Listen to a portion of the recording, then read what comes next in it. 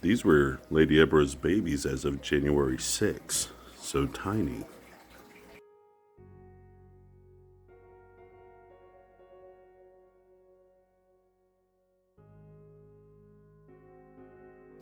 When I moved the 20-gallon long aquarium of Lady Ebirah and her babies to the living room, a lot of settlement got stirred up. But that's okay because Lady Ebirah is pregnant again. She's already carrying a whole nother clutch of eggs, having just given birth at the beginning of January, which is pretty rapid for a Marmorkreb. As soon as I have the 40-gallon breeder set up, I'll be moving all of these babies that you see in the video into it, so Lady Ebirah will have the 20-gallon long just for herself and her new babies. Basically, a Marmorkreb is a genetic accident. Normally, you have two ladders to your double helix DNA on the left. You add a third ladder and you end up with a triple helix DNA, or a triploid, and that is what Marmorkrebs are. And every one of those are X. It's XXX, whereas a male will be XY and a female will be XX. The extra strand of DNA makes them XXX. And because of this, they self-clone. Now, normally an extra chromosome would cause problems. Like in humans, it causes Down syndrome. But for some reason, the perfect pairing happened. And now they're self-reproducing. They don't need a man.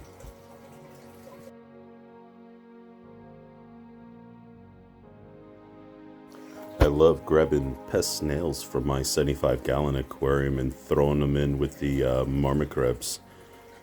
They love to eat them. Sometimes I'll drop in upwards of a dozen or more at a time, only to find empty, broken shells everywhere.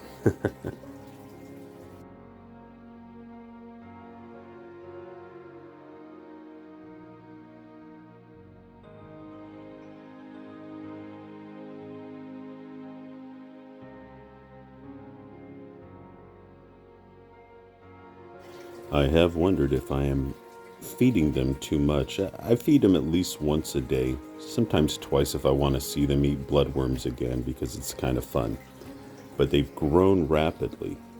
A acquaintance of mine that is at a university in Florida doing research projects on Marmorkreb is having me pay attention to how quickly this first set of babies start going to eggs, just for her own research that she's currently doing when comparing them to Marmorkreb phallax versus Marmorkreb virginalis. Marmorkrebs are Marmorkreb virginalis because they don't need to mate with a male. And they were originally Marmorkreb phallax. That's where the accident happened in a aquarium supply shop out of Texas that resulted in the triple helix DNA, or the triploid that I explained earlier. They were originally ordered for a German pet store from Texas, and they ordered a couple crayfish, and one of them was the new species, where the mother had released an egg with all of her DNA in it, and then a male sperm carrying female chromosomes ended up pairing with that. And thus the new species born there in an aquarium supply breeding facility. And in nature, the odds of that one baby surviving would have been so low. But because it was in a controlled environment, it did well. It grew up, it overcame challenges, and started having its own babies once it went to Germany. Scientists were skeptical at first that there were crayfish that were self-replicating. I mean, it doesn't exist anywhere else in nature, but aquarium hobbyists knew it because they were snatching them up and raising them for fun. It was such an anomaly. And that's where some other problems began to occur. Someone would start off with one, and before you knew it, they had hundreds. And they felt bad about just culling them, killing them, which the proper way to do would be to put them in a Ziploc bag and set them in the freezer for a couple hours till they freeze to death. And then you can throw them away, or you could use them as feeders for others. But these aquarium owners, with their hearts wrapped around their little Marmorkreb buddies, ended up letting them go into lakes and streams and rivers in Europe. And they're now seen as an invasive species, but there hasn't been enough studies to see how much, if any, of an ecological impact there is as a result. Someone even bought some as pets for study in Madagascar, and they ended up releasing them there as well.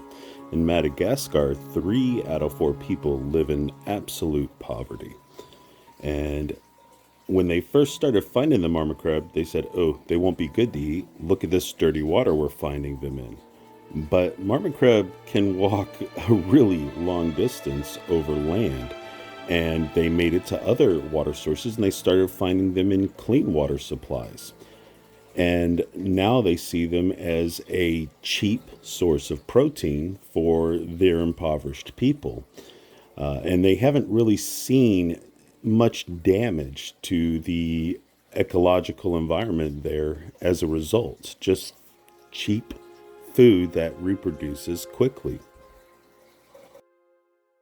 Everyone is worried because they can live in all kinds of water, very dirty to clean, and they will survive temperatures high and low that kill normal crayfish.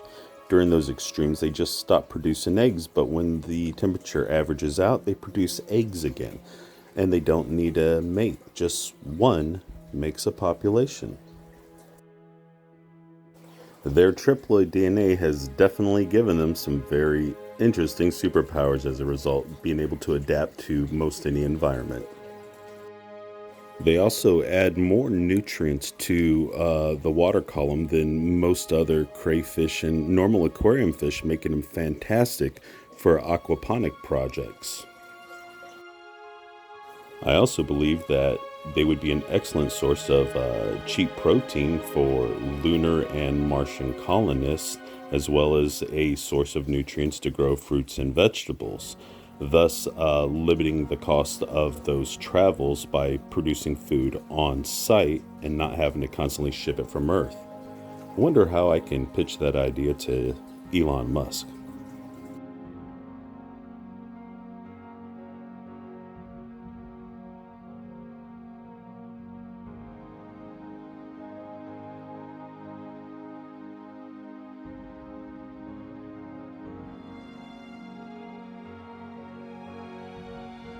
Sometimes I like to just sit and watch them move about and do their thing. It's very hypnotizing and relaxing.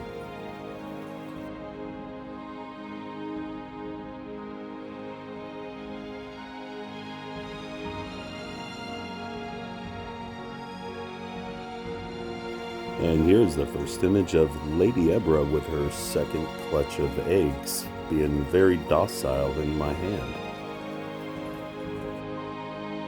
I want to thank you for watching again, and I hope I was able to educate you on how they came about. So be sure to like and subscribe.